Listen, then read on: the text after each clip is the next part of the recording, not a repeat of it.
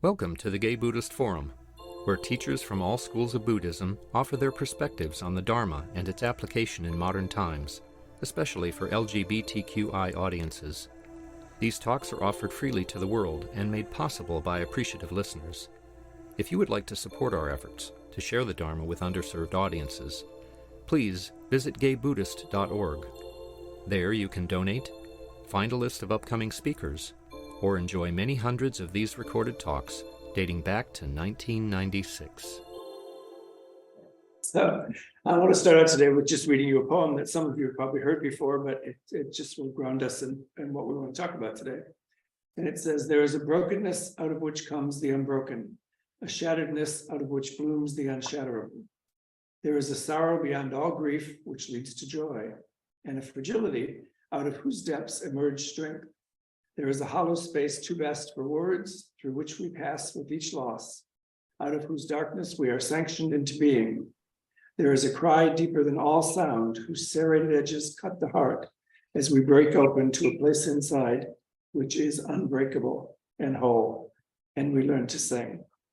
That's by Roshi, written in 1991. And so what I've been working with myself and with folks that I work with and study with and so forth, and some of the folks actually, is the idea of the importance of trust. We know in our community, we know in our sanghas, we know in the fellowship here, that it's really important that we cannot actually practice on Buddha's path by ourselves. It requires that we walk with others, that we have connection. And so one of the things that makes sense then is that we need to have a developed sense of trust. You walk in on a Sunday morning, first time, and you look around the room and you think, okay, I need to trust all these guys, that they're here for the right reasons and that they're going to operate from a wholehearted place. And that's a really important thing. And so I believe that for me and many people that I know, the capacity to trust that way is a delicate tool. And I'm going to talk a little bit about why I think that and what we can do about that. But if we start just thinking about our country, we children are born in this country, and we all have an idea that they should be born healthy and safe, and that they should be well fed and clothed and validated. Children should be told that I love you and you're special, and you have a great deal of capacity. But we know that for a lot of children, that's not true. And I'm not going to do a lot of doom and gloom, but we know that tonight in this country, 1 in 7 children will go to bed hungry. So the very basic stuff that we ought to be doing for children is not happening for a lot of children. And we know that for us as gay men and our allies and other friends who might be here or listening on Zoom, we know that validation part from the time we were very young, that wasn't the case for many of us. And we'll talk more about that in a second, but that we were not told from the beginning that we were perfect and wonderful just as we were, or even more damaging, we were told that until we were 3 years old or 6 years old and began to sing karaoke with Diana Ross and the Supremes, or whatever in particular she was. And my Teamster father looked at me and thought, you were special, but now you're too special. So we have this opportunity then to say, the very people that should have told us it was going to be okay didn't. And sometimes because they were afraid, they just didn't understand. And sometimes because they were trying to protect us. They thought, if you actually are gay or transgender or bisexual or asexual, the world's not going to be good to you. So I'm going to do something about that. And we'll talk about how that didn't work very well. There's an old Buddhist saying that says, we go up to achieve awakening, and then we come down to transform all beings. And to me, that's the core of my Buddhist practice. We come together and we sit on our cushions and we achieve a moment of stillness so that we're just in the present moment. And particularly here at GBF, what a gift. What a gift. We're in a room that we've chosen to come to with a whole group of other men here and in Zoom, in the Zoom rooms, that have chosen to be here. And that have chosen, and men, women, I don't know who's in Zoom, so who's ever in Zoom with us, But we've chosen to be here. We've chosen to be here because we want to walk the Buddha's path. And we all have different reasons why we want to do that. But we know that the Buddha's path is a path of wisdom and compassion, and a path of peace, ease, and authenticity. And so there's the word. We've come here to practice peace, ease, and authenticity. So it really is an invitation to us, and I think later in our practice, a requirement that we show up knowing through our sitting practice and through our study practice who we are authentically, and then to lead that life. And so we learn that through study, we learn that through working maybe with a teacher, we learn that through working with other members of the fellowship, we learn that through a consistent, steady, ongoing practice. And then we achieve, depending on your lineage, either a bunch of quick little awakenings, or when we all come together, we can all be awakened, depending, as I say, on your lineage. So we come together, we sit, we study, we talk to each other, we discuss, and we achieve awakening, enlightenment. We are introduced to the idea of peace and ease. So we go up to achieve enlightenment, and then we come down to transform all beings. So as we know, the Buddha said that each and every one of you, all of those faces on Zoom, and all of these faces in this room, each and every one of you is Buddha. That's teaching. It's that simple. And so we each have something called Buddha nature, and it's really, really important. We can choose to notice it, or we can be uncomfortable with it and think, not me. He's a Buddha, and he's probably a Buddha, but I'm just working on it. I'm too new here. I don't know what that means. But what the Buddha meant by that is that we are people who have agreed to live a life of compassion and wisdom and love. And so we've agreed to do the teachings, to follow the teachings, to be disciples of the Buddha, to arouse bodhicitta, that mind of love and understanding that will allow us to fully live in our life of a Buddha. But we're each a Buddha. And so one of the things that has said to me around this issue of trust is that if we heard those voices when we were children or adolescents or last Thursday at your job, that said, you're too flamboyant, you're not right, you're not like the other boys, you're not whatever it was. We heard those voices and we began to take them in, and they were painful and alienating and traumatizing, frankly. But we heard them, and they were coming from people who were supposed to take care of us, and supposed to love us and supposed to help us figure out how to be in the world. And so we heard those voices, and then what happens after a period of time is that those voices become part of our brain. And so when we step into a room, we say, look at all these really wonderful men, and they're all very wise and handsome and terrific on a Sunday morning. I don't fit in here. I'm too old, I'm not smart enough, I'm not Buddhist enough, I'm not whatever it is I might be. And it's the chorus from people that have told me that over the decades. But interestingly, the chorus is now in my own voice and in my own head. And so that's why we practice. For me, that's one of the main reasons we practice. Dan Layton says it like this, and it's an article called Awakening the Bodhisattva. And he says, Bodhisattvas, which is anybody who has decided to live the life of the Buddha, are beings dedicated to helping relieve the suffering for all, realizing universal awakening and leading all beings to the same awakening. Such practice cannot be merely about self-help or personal salvation. Bodhisattva practitioners are those who realize the deep interconnectedness of all beings. And so it seems to me that in a country that says liberty and justice for all, and in a spiritual practice that says leading all beings together, interconnected, to awakening, we should be like, wow, okay, it's guaranteed both nationally in our country and in our Buddhist practice that we're all good. Isn't that fabulous? But we know that sometimes it's true in the moment or in a Sunday morning or in some other piece. But what we also know is that in 2023 in this country, there are 340 separate pieces of legislation floating around in various states designed to roll back our rights to be who we are, to love who we want to love, to marry, to have children. And they want to criminalize family rights. They want to criminalize gender-affirming healthcare. And so I'm not going to spend a lot of time on doom and gloom, I promise. But those are the facts. That's the world in which we live. And in a powerful book that I've been reading recently by a woman named Sonia Renee Taylor, and it's called The Body is Not an Apology. And she says that the idea of creating shame in people serves to the benefit of the people that create the shame.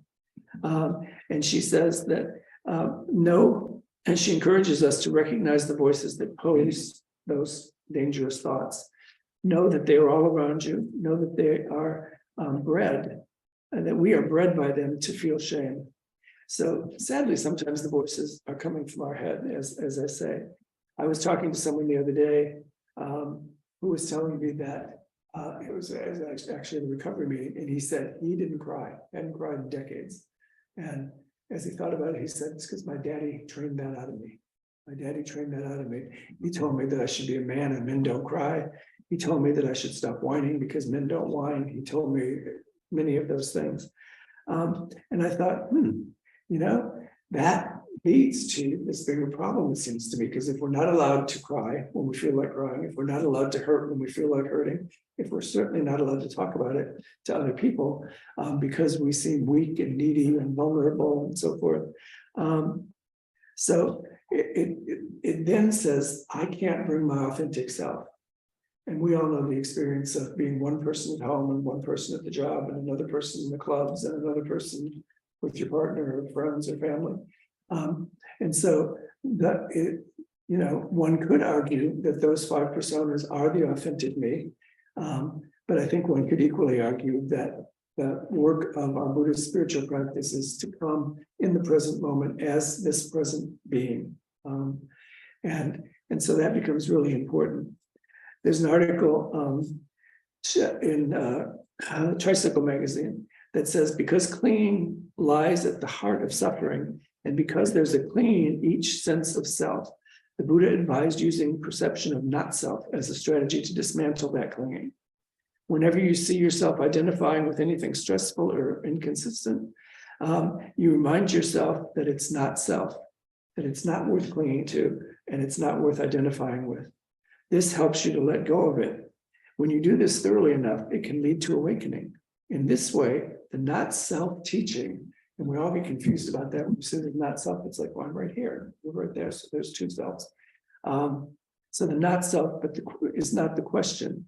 But the question that the Buddha was trying to ask us is what when I do it will lead me to long-term peace and happiness. What when I do it will lead me to long-term peace and happiness. And that to me is the gift of Buddhist practice, is that sense of the interconnectedness of all beings. And so the teaching over and over again in the sutras and the koans and the words handed down to us from the Buddha and from Dogen and other lineage teachers is that we are in this together, and that it's not, and the Buddha is quoted as saying in some interpretation, it's not about you, it's not about you, it's about us. And so the path, particularly for those who might be Zen students, the path is the Bodhisattva path, which says we do not achieve awakening. We wait until all beings are ready to be awakened. We bring all beings with us. And so that's a really powerful teaching, particularly good when we think of our community. We were told that we weren't like other boys and that we weren't good enough, strong enough, fast enough, handsome enough, whatever, by our parents that should have loved us and told us, by our siblings, by our friends. And then some of you probably had the experience of getting to the gay community and thinking, I've arrived. And then you were not thin enough or muscly enough or rich enough or didn't have a nice enough house in Provincetown, whatever it was. It's like, oh my God, a whole other set of voices. But that's where we arouse this idea of bodhicitta. Bodhicitta is that arousal that we have inside of us that recognizes and seeks the truth and goodness, inspires our spiritual search and motivates our practice. So bodhicitta is we just make ourselves available. When we're sitting here on a Sunday morning, or when you're sitting at your homes or home temples, and wherever it is you sit during the week, and we say, I want to be fully present in this moment, and I want to be fully available for other folks. and in my community. And then what we realize is, you know what? At my core, I grew up being somebody who was afraid and who was defended and who developed some behaviors to be defended. But at my core, bodhicitta is the ability to love. And when I'm sitting on the cushion, being present in this moment, it's like, that's us. We have that. I don't need to be afraid here. I don't need to hang on to those skills here that told me that I needed to be protected at all times. So in the Theravada tradition, there are two joined concepts that I really appreciate and love, and it's samvega and pasada. Samvega is a spiritual urgency. So for some of us, when we come here to be in this group, we might feel that sense of spiritual urgency. This is a place of peace. This is a place where we're all together and we don't have to worry about all that other stuff that might be going on outside. But samvada comes, this sense of urgency, from three things. One is a sense of distress and disillusionment about life as it's usually lived. So a sense of distress or disillusionment about life as it's usually lived. The second one that arises in samvada is a sense of our own complicity or complacency. I want to talk about that one for just a second. And then the third one is a determination to find a more meaningful way forward. So the first one is that there are some things going on in life. People are hungry, people are unhoused. People are in various states, not so much here in California, but in various states are dealing with those 340 pieces of legislation where people have actually stopped, sat down at a table, taken out their laptops. I was going to say put pen to paper, but that's my age. Taken out their laptops and had meetings where they thought about ways to promulgate hate into the law. So it's not just random, it's that stuff is going on. So we should be distressed and disillusioned about that. And then the second piece of that, which is I talk to people about this a lot, is the sense that arises in us of our own complicity or complacency. And I have no judgments about that, but what I mean by that, and I think what the teaching means by that, is how often we walk by somebody who's in distress, or we read. I'm very, very guilty is the right word because I actually do it intentionally. But if I pick up the New York Times, did you see me do that? It's actually on my telephone, but pick up the New York Times and start to read one of those articles that's distressing, I put it down because I've made an agreement with myself not to muddy up my mind and heart with news that's all too often disillusioning and distress. But then, as we're doing our practice and we're thinking about spiritual urgency, it's like, well, if I've decided that I'm not going to bother myself with all that stuff because it's overwhelming and I can't, and all of you have decided that, when we think about the third piece of that, which is a determination to find a more meaningful way, what does that mean, and how do we do that? And so the second part of that, and here's the good part, here's the part that really speaks to my heart, is the pasada. And it's a serene confidence that arises when you find a reliable way to address those other three concerns. And so for us, one of the very simplest things that the Buddha taught is when we sat together for 20 minutes this morning, that was 20 minutes that the 50 of us were not causing any chaos in the world. That's right. So there's a major contribution. 50 guys who are, I'm sure, I don't know you all, but I'm pretty sure, well equipped to produce drama and chaos. And we decided to sit here and not produce any. And in fact, to breathe in chaos and breathe out peace, right? We decided to allow our practice to be a filter for some of the chaos that some of us may have come in here with. We often hear in the discussion part here at the fellowship and at some other places, people say, I was really uptight when I got in here today. And now I feel much better. Or I was really pissed off with my partner and my friend and my student. And now I feel much better. And it's that second piece, it's the pasada, a serene confidence that arises to find a reliable way to address those other three things. So I don't have to put on my fatigues and go out and demonstrate in the street. I don't have to do that. But what I have to do is sit here with all of you folks and arouse bodhicitta, arouse that sense of love and compassion. There was in 2020, in the height of all of those street demonstrations that were quite reasonable, a woman named Kimberly Jones that put out a video that some of you may have seen. and she was quite angry, African-American woman, part of the Black Lives Matter movement. And she basically was responding, she said, to people who said that there were rioters in the streets and they were referring to them as looters. And the folks that get all their information from Fox News and the newscasters who spread that around and the politicians who care about that all started talking about, you can't loot buildings and you can't burn down your own neighborhoods. That doesn't make any sense. You're breaking the social contract. And so I don't know if any of you saw that video. Her name is Kimberly Jones. After you've had a cup of calming tea, you might want to watch it because the message is pretty good. Well, what she said is that we're not breaking the social contract. The social contract was broken. And she looked not calmly, given the circumstances, into the camera and reminded this reporter who had encouraged her to speak of slavery, of the Jim Crow laws, of redlining, of the school to prison pipeline, and a poverty rate in the US that's 16 times higher for Black than white Americans. And so what she said is that social contract wasn't written by us, wasn't designed by us, and isn't good for us. And so we didn't break the social contract, you did. And you're lucky, she said in closing, with a very calm at that point look on her face, you're lucky looting is all we're doing. So the response to that, as you might imagine at the time, was all over the place. And it really touched my heart.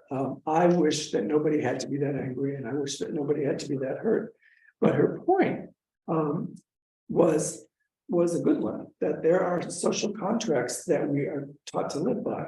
The social contracts that told us to be little boys that didn't cry, to be men that didn't appear vulnerable or weak, to be whatever else they told us to be. Anybody's father want them to be a football player or basketball player? And if you became one, great for you, if that's what you wanted. I myself was more interested in the pom-poms and the cheerleading, which back in my day, there now are male cheerleaders. Back in those days, I suggested that to my father at one point, just really to piss him off. And it worked. But we have this social contract that tells us who and what we should be. And it tells us that we should be something that they teach us to be, something that they can tolerate, something that doesn't make them uncomfortable. What are we doing for time? We just still have we're at 11:30, so have yeah, 10 more minutes. Okay. I'll try not to take up all that time because I want to hear from all of you guys. But they try to teach us to be something else. And the fact of the matter is that Buddhism teaches us that our original goodness, our original nature, which we refer to as Buddha nature, Buddhahood, is not some distant state that we can only hope to someday realize, but it's the state of being that is available to all of us in this moment.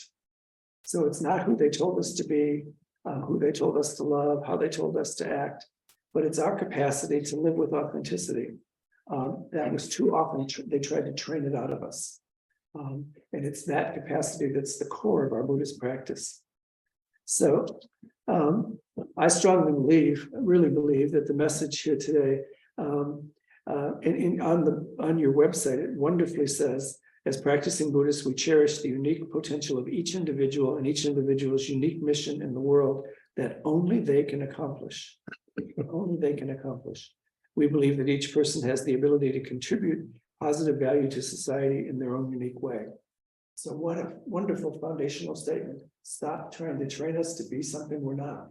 And instead, look at the garden of men that are in this room and on those Zoom screens and just celebrate that there's one of us in here that can say anything, do anything, write anything, fix anything. That would not be me.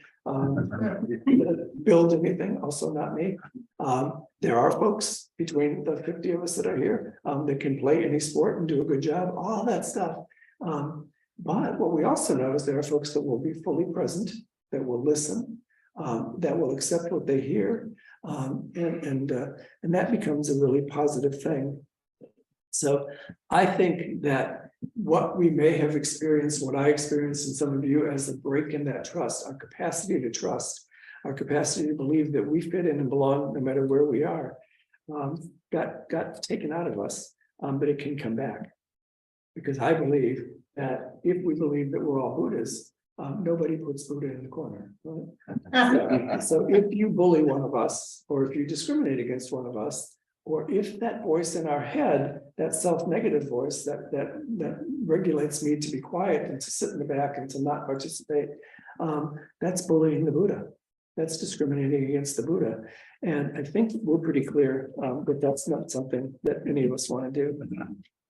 So Sonia Taylor in that book, This Body is Not an Apology, puts it this way: when we are no longer on autopilot, we are forced to deal with the discomfort of new actions. Think of self-love. Think of your bodhisattva vows as resistance against decades-old calcified thoughts. Old habits of self-shaming, thoughts and actions of old habits of self-shaming and thoughts and actions of shaming others, or acting from a sense of failure or lack. Anybody here ever act from a sense of failure or lack? Become uncomfortable and unskillful. Bodhicitta will be, with bodhicitta, you will begin to feel that there is a path that you may walk. So I think that I'm going to skip some of that. What I want to do is, I think there's some things we can do about it, and I think I want to share some of those with you in the minutes we have left, and then hear from all of you about what you do. So I'm curious about how we, what tools we can use and what actions we can take as men, as gay men, as Buddhists, to repair broken trust. Because I believe that the folks that raised us, who tried to protect us, tried to box us in, tried to keep us safe, were embarrassed by us, or genuinely thought we needed protecting from who we really were. Whatever their motivation, ill or ill-conceived, for me, it broke trust with the people that should love me. It broke trust with the people in my schools and my jobs and my early religious experiences. So I think as Buddhists, we have some things we can do about that. So I'm going to just share a couple of those, and then I want to hear from all of you. One of those is a mantra practice. And a mantra practice can be very helpful for us. A mantra is a word or phrase that we chant repeatedly, that we can say over and over again. When I'm struggling in meditation, I've said this here before, but I'll say it again. When I'm struggling in meditation because my mind is wandering off, or I'm thinking about where we might go for lunch, or what bills I forgot to pay because, oh, by the way, it's the 19th or the 20th month, whatever it is. It's like, oh. So when those thoughts come up, my mantra that really became a mantra for my sitting practice is not now, not now. Just those two words over and over again, and return to my breathing and return to my practice. And I found, like with many mantras that we use in our practice, that it's also good out there. When I rise from my seat, or you rise from your cushions, and we go into the world and we take the mind of Zazen with us, that's a mantra that can be really useful. The fact that somebody is frantically disorganized does not mean that I have to have a crisis about it. So they can yell and scream and holler, and I can just say, not now, create a little space, right? So Sonia Taylor says that not only does a mantra practice soothe us out, but in fact, it changes us, right? So if we can, we all have heard about the pause between stimulus and response. There can be a pause. And in that pause, two things happen. One is the other person might get a chance to get centered a little bit and not keep screaming. Or if you're somebody that usually has engaged in your life and you suddenly pause and don't respond, the little side benefit is it really can freak people out. It's like, I'm yelling at you in a way that usually gets you to panic and freak out and yell back at me. And it's like, no, not today, not now.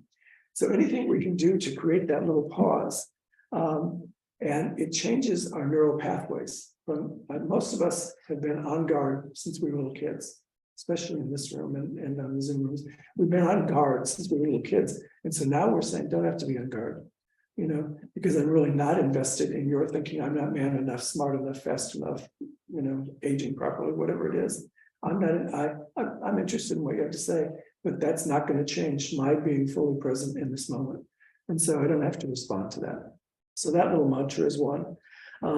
And in Alan Sunaki's new book, and he's probably spoken here, he's the abbot at the Berkeley Zen Center. I think he may have been here. Some of you may know him, but he has a wonderful new book called Turning Words. And in that, he says that he and his wife developed a mantra. And just tell me when you hear this mantra if it would work for you, because when I heard it, but they didn't train it out of me. When I heard it, I started crying. But the mantra that she came up with is, I will not abandon you. Over and over, they say that to each other. And he actually has a video where he's made up a song about not abandoning you. But this simple vow to be present, no matter what, no matter what, is such a powerful vow, because I didn't experience that, and I'm guessing some of you didn't experience that as we became dramatic, as we became flamboyant, as we became butch, as we became whatever it is we became at various moments on various days. People did abandon us. People did step away. There were parties that we weren't invited to. I was once told I was the perfect candidate for the job, except they couldn't hire a sissy for the job. It was 1975. And they used that word, very reassuring. But imagine someone saying what Alan and Lori say to each other. I may not be able to give you, when they talk about it, I may not be able to give you all that you need or that you think you need, but I will not turn away from you no matter what. And so that is a wonderful mantra that they repeat over and over again in their marriage, which I'm not sure how long it's been. It's been a very long time, and it's fun to see them together. So it seems to be working. The Buddhist monk Thich Nhat Hanh, who all of you knew or know, he says that there's a kind of precept or teaching that he calls the North Star precept. And so this particular teaching, I will not turn away from you no matter what, I am here, or I will not abandon you, or not enough, or whatever. What Thich Nhat Hanh says is that we need a North Star precept. And so that is to take something, one of the precepts that we study, or the three treasures, or taking refuge, and to put it in your own words. I am living a life of peace, ease, and authenticity. Maybe that's it. Allow me, Lord, to be in this present moment, to be nowhere else but here. Whatever it might be, but a North Star precept is one that you can use to guide you back to practice, that you can guide you, because I'm hoping that you all experience moments of serenity, moments of bodhicitta, moments of feeling the absolute joy of the interconnectedness of all of the folks in GBF and in our other communities. So Thich Nhat Hanh says that that you should have a North Star precept, and it's the star that guides you. You can always follow the North Star. And so the most important thing is to take the precepts or the refuges or whatever it is and put them in your own words. And so that's one of my invitations to you all today. When we share, you can tell us if you have a mantra that you use regularly. But if you don't, I really encourage you and invite you in the next 2 days to sit down, and given the ages of some of us in here, at your yellow pad with a pen, or on your laptop or telephone, or the chip that you have in your glasses, or however you talk, or your watch, and come up with a mantra that you can use when times are tough. Get on the immune system, expecting it to be empty, and it was entirely filled. It's a petri dish this morning, entirely filled with folks who I had to come back to. I will not abandon you no matter what, even if you all clearly have tuberculosis and COVID, the flu, and whatever else you have. I will not abandon you. I'm going to say good morning to people and be pleasant. So it's that North Star thing that says, when we were talking before on my own complacency, when I step into a situation and I go to my judgmental place, or my fear place, or my defended place, because I was taught that I can't trust new situations, what can I do to come back? And Lori and Alan have really given me the mantra that I've been working with a lot lately, which is that I will not turn away from you no matter what, I am here. And the short version of that is I will not abandon you. So that's one tool we can use. And this is the last thing I'll say, I promise. But the second tool that I really want to offer you comes from some of the writings of Bell Hooks, who's a wonderful, her books are about love. And she uses the expression called enlightened witnesses. Enlightened witnesses. And an enlightened witness is somebody who you invite into your life, who you invite into your practice. In Buddhism, we actually call that kalyana mitta, a special friend in practice. But she says that these are enlightened witnesses, and that they can help us with our health and safety and happiness. And those things can be taught by the witnesses, because you invite someone in to look. And so I don't know if any of you this week had occasion to say something to someone in the office or at a store or on Muni or even on the street, and walk away from that. And there've been moments that, I wonder if I handled that as skillfully as possible. And if you're like most of us, you probably found a way to walk another few steps and say, what the hell? And that builds up a seed store, as Thich Nhat Hanh talked about, a seed store of karma in us. And so we have these enlightened witnesses who are our friends who we can say, the person in my office did such and such, and I said such and such, what do you think? And if that person knows the kind of practice that you're trying to have, they can say, I might have said something different, or you might have shut the hell up until you got out of there, whatever it might be, but not in a way that's condemning or whatever, just in a way that says there might be a different way to do something. And so it's a way of deepening our trust with other people. It's like, here's something I did that I don't feel good about. And so can you share that with me? But then also these enlightened witnesses to share things that we did do well, so that there is a record, a store of karma, of the good seeds and the bad seeds. So Pema Chodron, talking about this very thing, says the peace we are looking for is not the peace that crumbles as soon as there are difficulties or chaos. Whether we are seeking inner peace or global peace, it's a combination of the two. So I think I'm gonna let it go right there, which was a lot enough, I hope. And whatever time we have left, we want to talk a little bit about your experiences of rebuilding trust, and so forth. And so so we'll just leave it at that. Thank you, everybody. So any thoughts or any questions, first of all, or thoughts about what it's been like in your own life, in your own practice, to recognize that trusting others is maybe not a skill we come fully equipped with at this point, but that it's a skill that we're interested in rebuilding?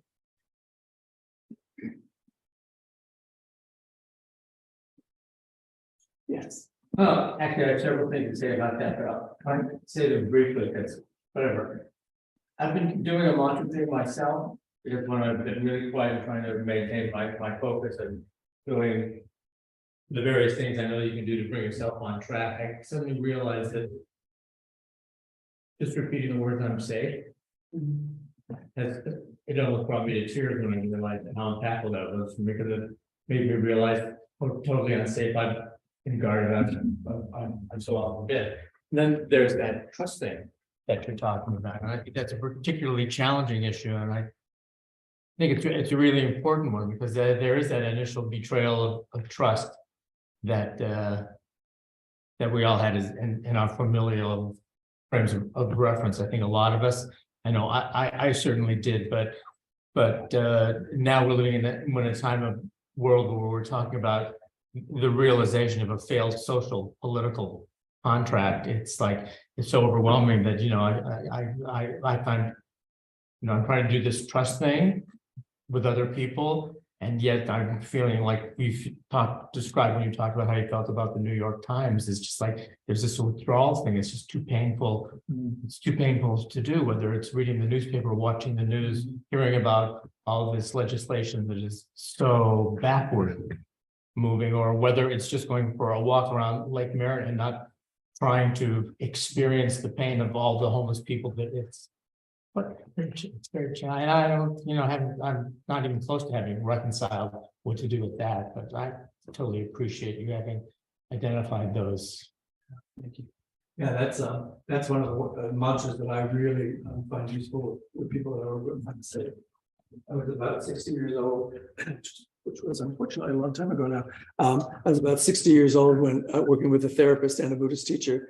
I was told that I behaved like someone who was constantly ready to fight, ready to, and they said and there are people in this call today, or in this room today, that have suffered physical, sexual, and attachment traumas. And so I don't mean it in any sense of it to say that we can mantra our way out of that sort of deep pain. Professional and religious and spiritual and friend help is needed, and we respect that.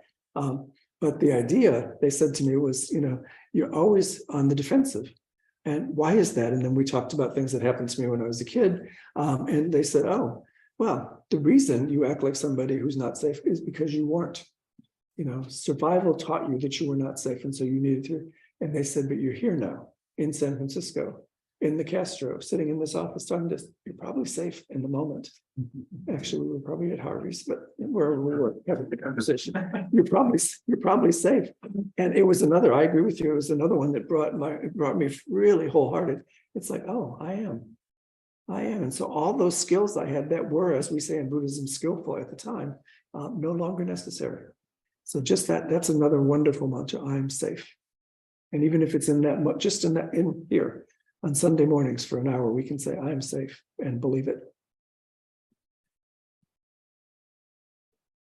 Other folks?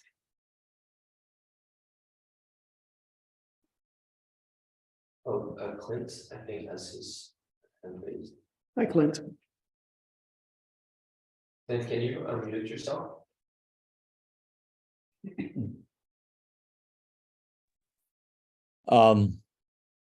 Your talk really hit home for me, and I want to thank you for it. And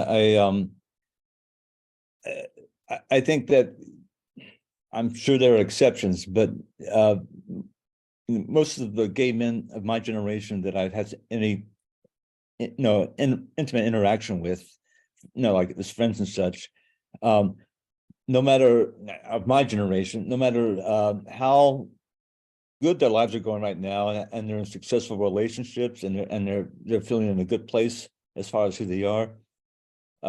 We've all have in our youth, or most of us in our youth, have just been filled with shame and self-hatred because of these messages that we received that you were talking about. And it's heartening to see that the relentless homophobia that young men in the 70s had to deal with is so much lighter now, though of course it seems like it's coming back again all over again. And I don't have a question, but just it really moves me to see a young gay man who isn't saddled with guilt and self-hatred. That seems to be so rare for the youth of the people in my generation, and it is encouraging. And it took me years of practice and therapy and psychedelics to get to the place where I don't have that shame or don't feel like I have to, protect myself and be in the closet and not present myself authentically. And it's a long road, but I'm glad that we're moving in that direction. That's all I'm honest. When I was a young man, I never expected we would make the progress, the LGBT movement that we have made in over these years and these decades. So I just want to say thank you for your talk. It really touched me. Yeah, thanks, Clint. I think it's when we talk about being in the present moment, so we are at the various ages that we are, the 50 of us that are here today, and we're in San Francisco, or zoomed into San Francisco at least. And so, yeah, we can say, that rampant homophobia is gone. Not gone, subdued. Subdued. But, we have to remember that, that we live in a country where there are those 340 laws, and some of them are going to pass and have passed. Because there are places where people are not safe.